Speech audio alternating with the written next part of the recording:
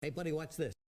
Hello, Regis Kilbin is the name, and Hearthstone is the game, and these are the 10 worst legendary cards in standard format as of the Journey to Unguro expansion release. And when I say worst, that's really what I mean. These cards are failures. These are cards that are either poorly designed or just don't fit into the Hearthstone meta or haven't had a deck that supports them yet. Now, certainly in the future that could change, but right now these cards have all been awful, and none of them have ever really been played outside of some maybe extremely niche experiences I'm sure some of you will share, where you made the card work one time after playing 30 games, but clearly these cards do not work in general in Hearthstone. So let's go ahead and jump into the list.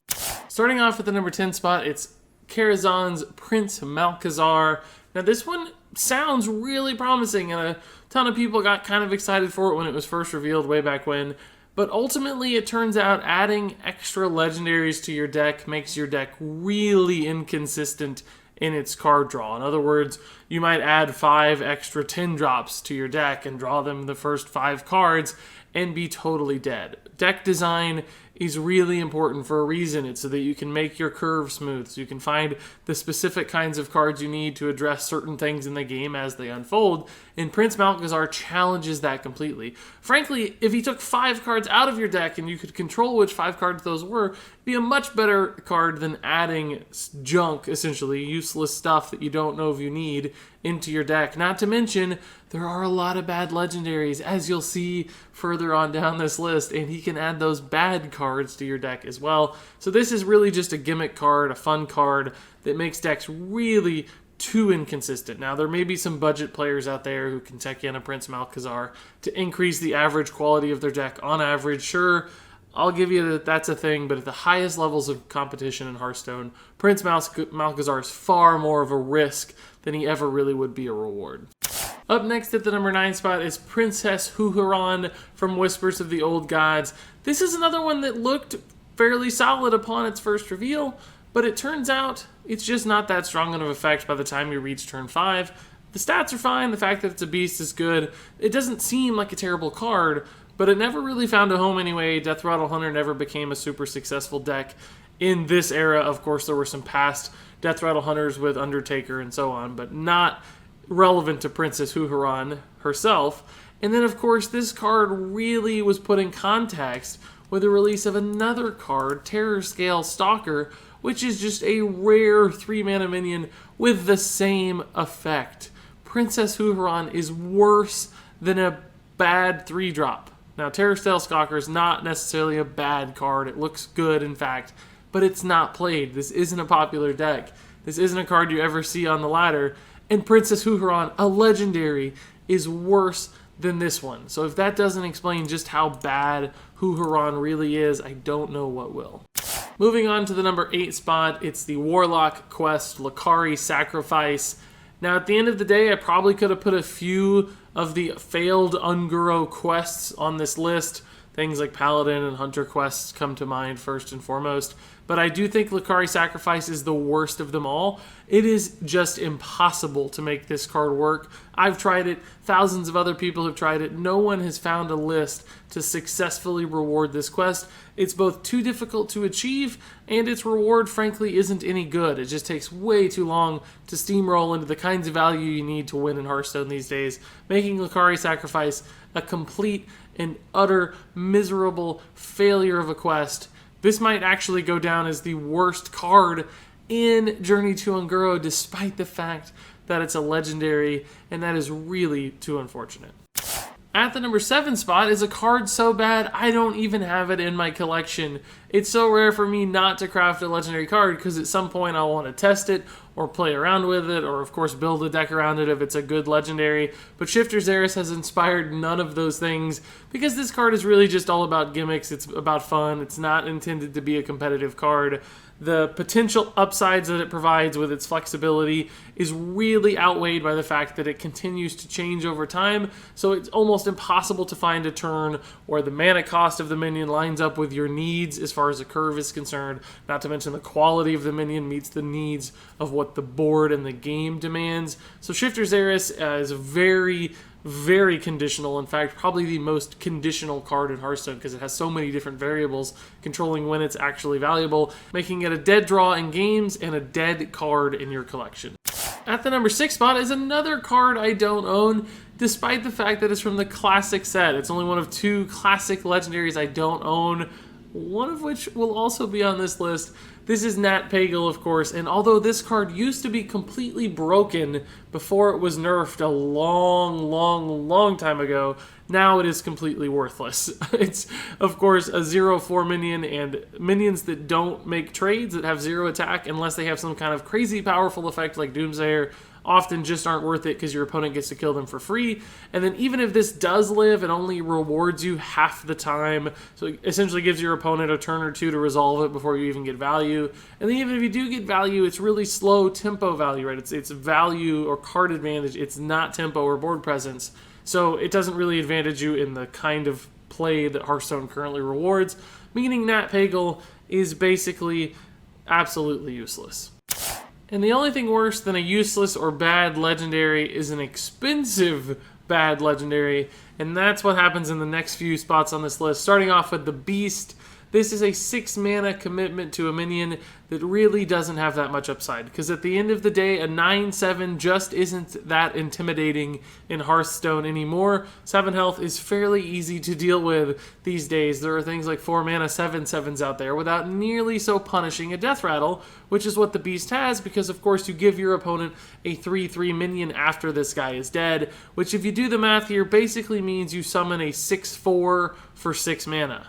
And a 6/4 for 6 mana really is actually fairly terrible. There's the Worgen Greaser that's a pretty similar minion, but it's only 4 mana, right? And there's Boulder Fist Ogre, which is kind of the go-to vanilla stat allocation for a 6 mana minion, and the Beast falls far short of that. In fact, you'd probably just be better off running Boulder Fist Ogre instead of the Beast in every deck. And when a legendary is worse than a basic set card that's the most boring card in the game, that's a very bad sign, and that is why the Beast has never found success in a true deck other than when it's occasionally tossed into your hand randomly from a Jeweled Macaw or whatever other summoning effect where it might have gotten value one time or two, but it's not the kind of card you actually want to put in your constructed deck list because it will cost you more than it helps you.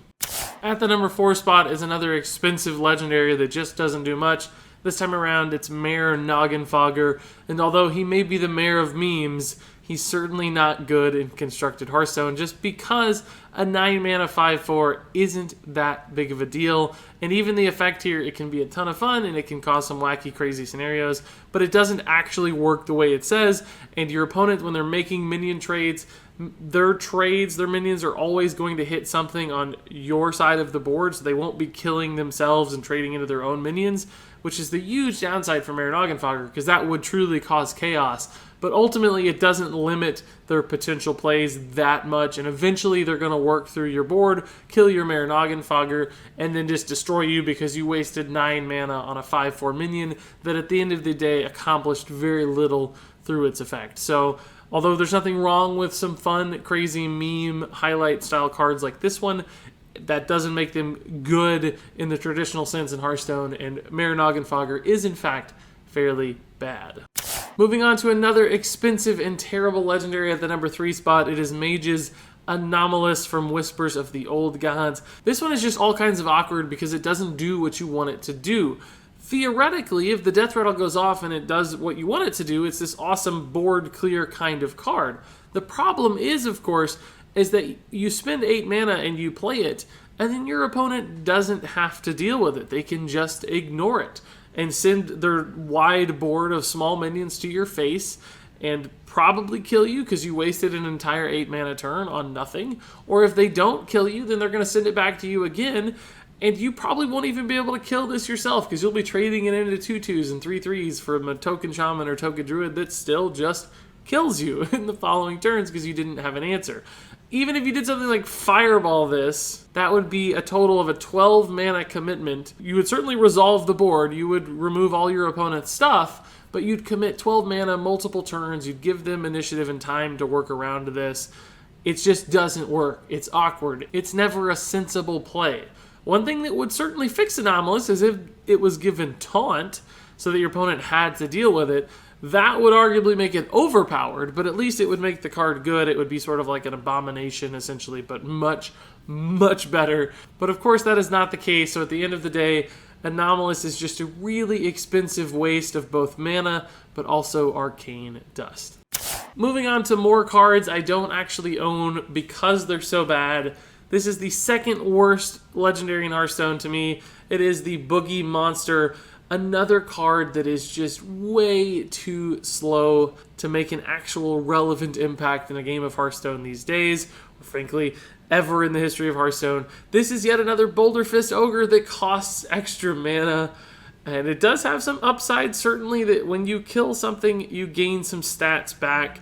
But of course, you know, if you're trading into 5/5s, 6/6s, 7/7s at that point in the game, then a +2/+2 buff just isn't going to go very far, because the things you're trading into, the things you're killing, are going to hurt you more than this buff gives back, which means it's just a losing battle. You might get to make one extra trade than you would otherwise, which means why did you spend 8 mana on a Boulder Fist Ogre that got to attack a little bit more when there are so many other 8 mana cards or 7 mana cards or 6 mana cards that have really strong effects that would be much better fits in your deck. So this is a slow card that makes very little impact, that doesn't actually offer any extra value, and that's simply not the kind of card that works in constructed Hearthstone.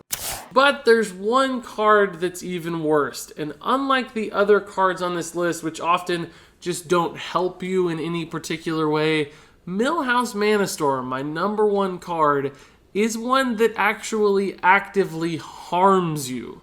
So instead of just neutral or underwhelming effects like the other 9 cards on this list, this is an effect that punishes you. It hurts you.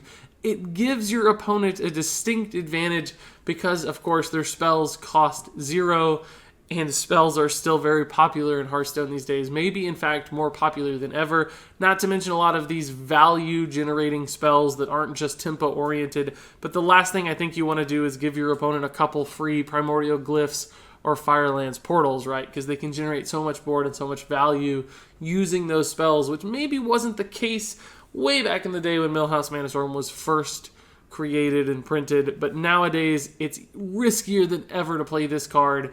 And as stats have also increased in Hearthstone, a 2-mana 4/4, although still way overstated compared to a standard 2-drop, just isn't going to make a big enough impact in the early game to actually matter. There's so many buffs and really strong early game tempo plays these days that a 2-mana 4/4 just doesn't go that far. So you pay a huge price as far as the risk of punishment is concerned, and you don't actually get very much back in return, making Millhouse Manastorm probably the riskiest card to play in Hearthstone, and in my opinion, the worst legendary in Hearthstone to boot. And there you have it. That's my list. The 10 worst legendary cards in standard format right now. I'm curious what you guys think. Did I leave any cards off this list? Should I have put something like the Hunter Quest on the list in place of one of these other cards?